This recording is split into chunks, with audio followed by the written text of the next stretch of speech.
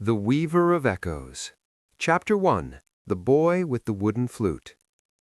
In a small village tucked between the Blue Mountains and the Whispering Forest, there lived a young boy named Leo. Leo was not like the other children. While they played with swords made of sticks and ran through the mud, Leo sat by the old stone bridge and listened. He listened to the wind as it moved through the leaves. He listened to the river as it tumbled over the rocks. To Leo, every sound told a story. Leo was poor. His clothes were thin, and his shoes had holes. His only possession was a simple wooden flute that his grandfather had carved for him before he passed away. His grandfather used to say, "Leo, the world is full of noise, but it is empty of music. If you learn to play from your heart, the world will listen." The village, known as Oakhaven, was a place of hard workers. People cared about crops, gold, and stone. They did not have much time for music or dreams. The mayor of the village, a tall man named Mr. Grumble, always said, "If it doesn't put bread on the table, it's a waste of time." Because of this, Leo was often ignored. He was the quiet boy who sat in the shadows. One sunny morning, Leo decided to walk deeper into the Whispering Forest than he ever had before. He followed a trail of golden butterflies that seemed to be leading him toward the heart of the woods. After walking for hours, he reached a clearing where the trees grew so tall they seemed to touch the clouds. In the center of the clearing stood a massive, ancient tree with silver leaves. Leo sat under the silver tree. He felt a strange peace in his heart. He took out his wooden flute and began to play. He didn't play a song he had learned from anyone else. He played the sound of the morning dew. He played the sound of the sun warming the earth. He played the feeling of being lonely, but also the feeling of being hopeful. As the music filled the air, something magical happened. The silver leaves began to glow. The birds in the trees stopped chirping and gathered on the branches above him. Even the wind seemed to hold its breath. When Leo finished his song, a soft voice spoke from behind the tree. "That was the most honest sound I have heard in 100 years." Leo jumped. Standing there was an old woman with hair as white as wool and eyes that sparkled like stars. She wore a cloak made of woven moss and flowers. "Who are you?" Leo asked, his voice trembling slightly. "I am the Weaver of Echoes," she replied with a smile. "I collect the sounds of the world. I keep the laughter of babies, the sighs of the tired, and the songs of the brave. But for a long time I have only heard the sound of greed and hurry coming from your village. Your music was different. It had a soul." Leo looked at his simple wooden flute. "It's just a piece of wood," he said. "It is never about the tool, Leo. It is about the heart that uses it," the weaver said. She reached into her cloak and pulled out a small glowing seed. "The people of Oakhaven have forgotten how to be happy because they have lost their harmony. They only care about more. Take this seed. Plant it in the center of your village square. But remember, the tree that grows from it will only thrive if it is fed with music that is true." The Weaver of Echoes. Chapter 1. The Boy with the Wooden Flute. In a small village tucked between the Blue Mountains and the Whispering Forest, there lived a young boy named Leo. Leo was not like the other children. While they played with swords made of sticks and ran through the mud, Leo sat by the old stone bridge and listened. He listened to the wind as it moved through the leaves. He listened to the river as it tumbled over the rocks.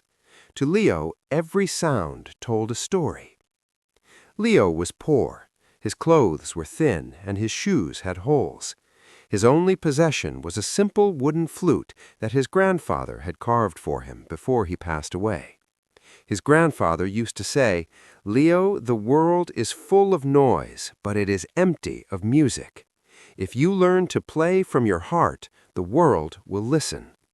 The village, known as Oakhaven, was a place of hard workers. People cared about crops, gold, and stone. They did not have much time for music or dreams. The mayor of the village, a tall man named Mr. Grumble, always said, "If it doesn't put bread on the table, it's a waste of time." Because of this, Leo was often ignored. He was the quiet boy who sat in the shadows. One sunny morning, Leo decided to walk deeper into the whispering forest than he ever had before. He followed a trail of golden butterflies that seemed to be leading him toward the heart of the woods. After walking for hours, he reached a clearing where the trees grew so tall they seemed to touch the clouds. In the center of the clearing stood a massive, ancient tree with silver leaves. Leo sat under the silver tree. He felt a strange peace in his heart. He took out his wooden flute and began to play. He didn't play a song he had learned from anyone else. He played the sound of the morning dew. He played the sound of the sun warming the earth.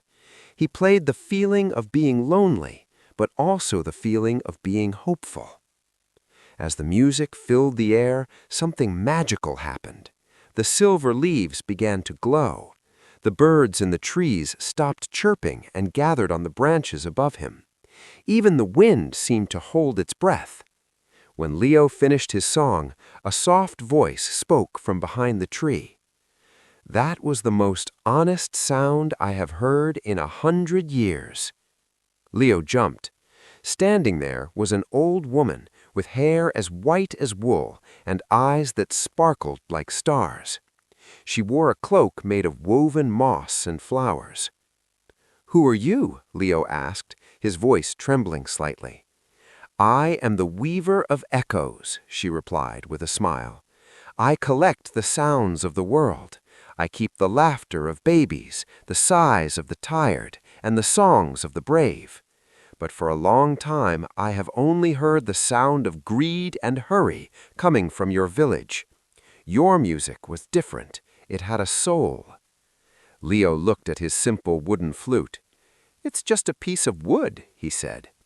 "It is never about the tool, Leo. It is about the heart that uses it," the weaver said. She reached into her cloak and pulled out a small glowing seed. "The people of Oakhaven have forgotten how to be happy because they have lost their harmony. They only care about more. Take this seed, plant it in the center of your village square. But remember, the tree that grows from it will only thrive if it is fed with music that is true." Chapter 10. The Arrival of the Machines. Many years later, when Leo was the leader of the village, a group of men arrived from the great city. They did not come with horses or swords. They came with giant, smoke-belching machines made of iron and steam. They were led by a man named Victor, who wore a sharp suit and carried a map of the entire valley.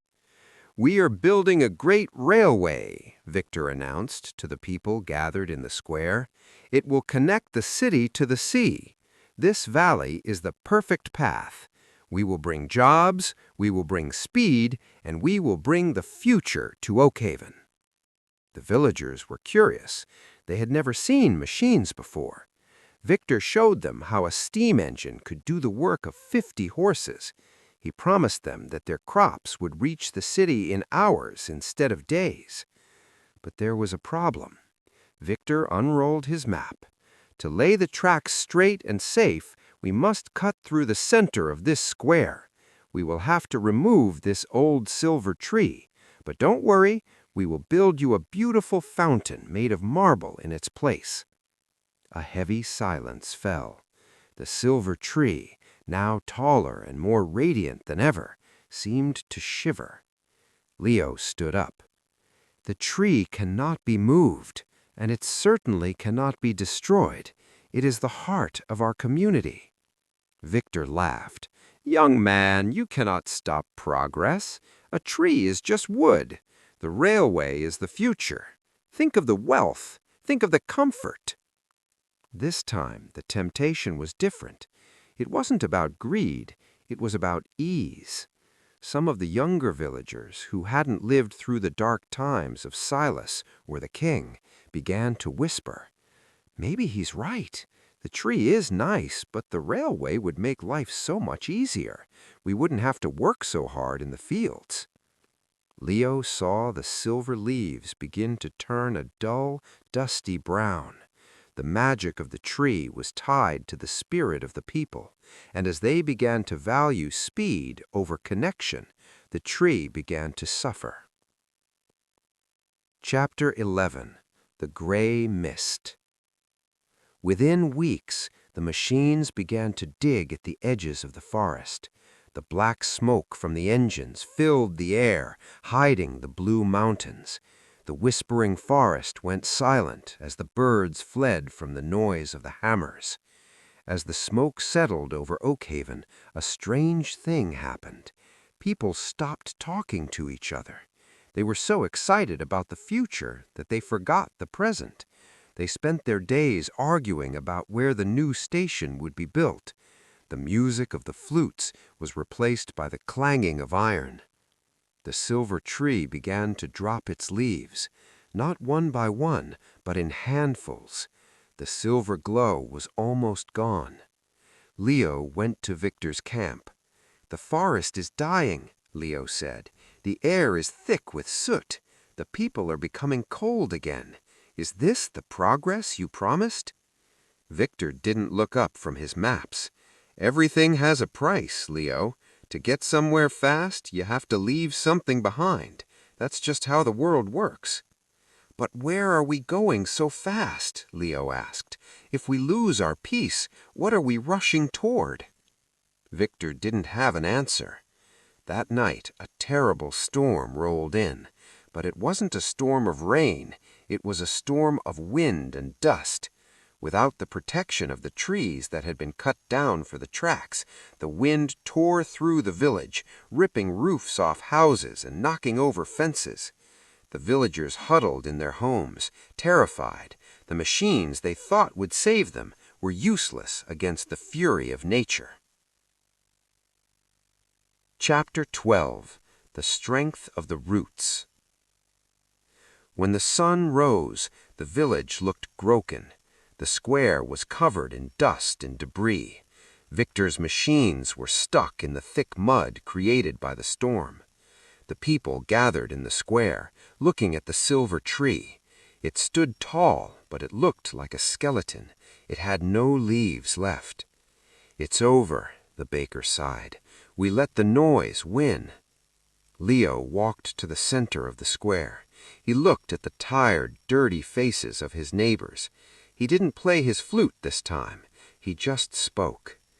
"We thought progress meant moving faster, but true progress is moving together. We let the smoke hide the stars, and we let the noise drown out our songs. The tree isn't dying because of the machines. It's dying because we stopped feeding it with our harmony." Leo knelt and touched the mud-covered ground. "The roots of this tree are deep. They go under your houses, under the fields, and into the forest. They hold this earth together. If we let them destroy the tree, the next storm will wash this village away forever." One by one, the villagers realized the truth. They saw the mud, the smoke, and the silence of the birds. They looked at the machines, cold, heavy, and indifferent to their suffering. "We don't want the railway," a young girl shouted. "We want our sky back," another added. The villagers turned toward Victor and his workers, but they didn't pick up stones. Instead, they picked up their brooms, their shovels, and their flutes. They began to clean the square. They washed the dust off the silver tree. They worked together, side by side, not for money, but for their home. Victor realized he could not build his railway here. A community that is truly united cannot be bought or bullied. He packed his maps and moved the railway path far around the valley, leaving Oakhaven in peace. Chapter 13. The Golden Age. As the last of the smoke cleared, The silver tree did something it had never done before. It didn't just grow leaves, it grew fruit, small golden apples that shimmered like the sun. When the villagers ate the fruit, they felt a sense of clarity. They realized that they could have progress without losing their soul. They improved their farming, they built a library, and they created a school where music and science were taught together. Leo lived to be a very old man, often called the sage of the silver tree. He saw the village grow into a beautiful town where the houses were built around the trees, not over them. On his final day, Leo sat on the bench Silas had built so long ago. The air was filled with the scent of silver flowers and the sound of children laughing. He felt a soft breeze on his face. "You're still here," a voice whispered. Leo opened his eyes. Standing there was a young girl, no more than 7 years old. She held a simple wooden flute. "I found this in the forest, at the roots of a big silver tree. It felt like it belonged to me." Leo smiled, his heart full of peace. He recognized the flute. It was the one he had left for the weaver many years ago. It had come back to find the next protector. "It does belong to you," Leo said softly. "But remember, the flute only makes the sound.